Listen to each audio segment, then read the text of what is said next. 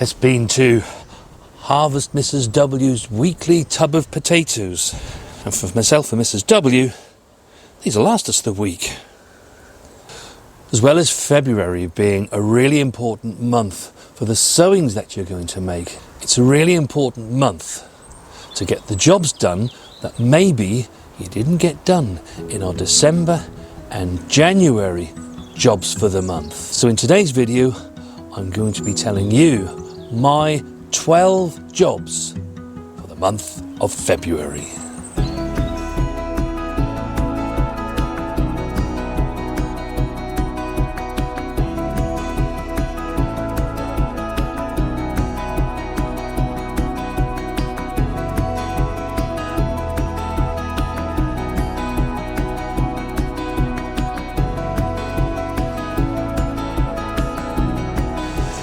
Now in February, you will start to see the first signs of spring. And I know Mrs. W in particular, she loves to see those new shoots just coming through. Happy days are back again. Absolutely. Now I do hope that Storm Eowyn has not caused too much havoc for you. It didn't for us. We did feel its effects, but our winds were only 50 to 60 miles per hour. But that was enough wind speed to be able to take off some of the covers.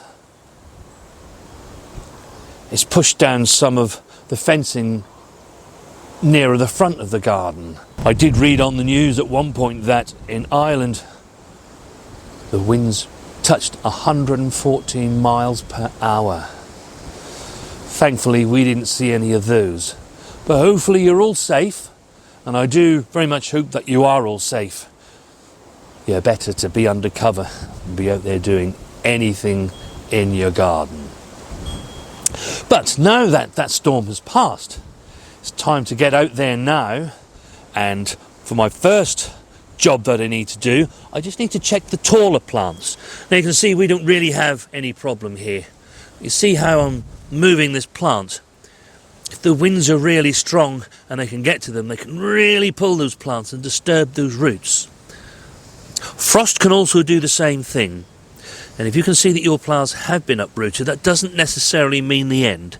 Just get them back in position and firm them nicely back into the ground. It could even be helpful to actually put a stake in it and tie it so that it remains in that position. It's one of the reasons why I think I probably said it back on the September jobs for the month. It's a good time of the year then, as we start to get into the storm season, to actually stake the taller plants.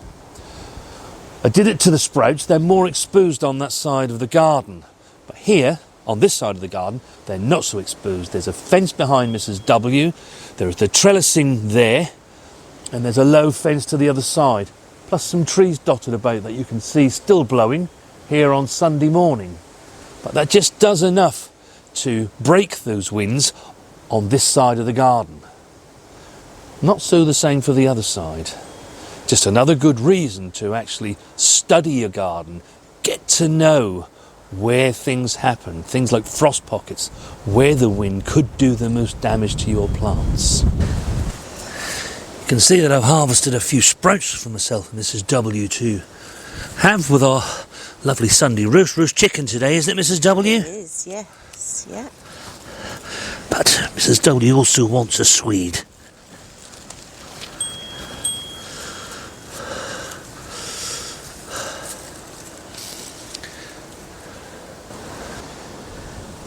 If you haven't done so already, February is the last chance you will get to cut your autumn fruiting raspberries and prune them back.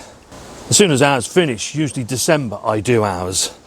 It's a job that's done, it's out of the way with. I haven't got to go back and do that in January or February. But you can see here the idea is that you just cut them all the way down to the base. And you can see even now, we're right at the very end of January, those plants are starting to sprout once again. Because although we may have had some extremely cold weather for us just lately, actually overall it's been for about 7 to 10 days in the month of January. The rest of the month has actually been relatively mild. While we're on the subject of raspberries, your summer fruiting raspberries, all the old wood should be cut back as soon as they finish producing their fruit. It's a good time to do it because you can see the different colours of the woods. You can distinguish between the new growth and the old growth. The old growth you cut right down to the ground. So all myself and Mrs. W are left with now is the new growth. However, they will tend to grow a little bit. And if yours have outgrown their supports, like ours have here, you can see this one is, they just need cutting back to the top of the supports. You can see it's not going to be very long before this is going to start shooting away again. Another sign of spring, Mrs. W. Yes, lovely. But this can get caught by the wind and can be whipped about. And what you don't want is for the plant to become loose. So just cut it back to somewhere near its support. And you want to do that above a bud. I'm going to cut it above this bud here. Try to do it with a sloping cut so that any rain that comes along is able to run down the plant and not stay on top and cause it to rot. For my next job, mulch perennial veg such as asparagus and artichokes with well rotted manure or garden compost. And if you haven't yet mulched your soft fruit bushes, get that job done also this month. You can see here that our peppers and chilies that we overwintered are now starting to come back to life. So this month, begin your watering regime. They do not ever want to be soaked in water, but do just keep them on the moist side as they come back into growth.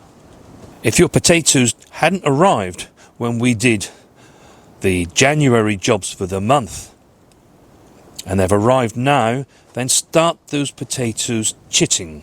Using old egg boxes, or any box really, so long as they're standing upright with the eyes uppermost. Trim back your strawberries to tidy them up.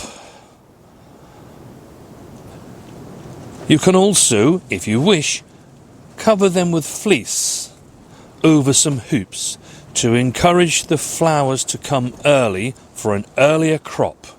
But do remember to replace with bird netting once the flowers are there to encourage the pollinators to pollinate your flowers. These have all been trimmed back and I can see new growth actually starting to happen. That's really because they're under cover. But it won't be long before those ones outside actually start growing new green leaves. For the ones that are inside, I shall actually give them a top dressing of some of our homemade compost. And because they're in tubs, I shall probably use a little fish blood and bone to mix in with that compost so that there is adequate feed in these tubs. It's a good idea during February to actually trim back now any of your deciduous hedges. The reason for that is you want to do that before the birds start nesting. We don't want to disturb them, we want them to have the best chance that they can to be able to raise their chicks. Now, if you're a regular follower of our channel, you'll know that last October Mrs. W had a very special birthday. And for her birthday, all the children actually clubbed together to buy her something that she's wanted for a long time, which is a wildlife camera.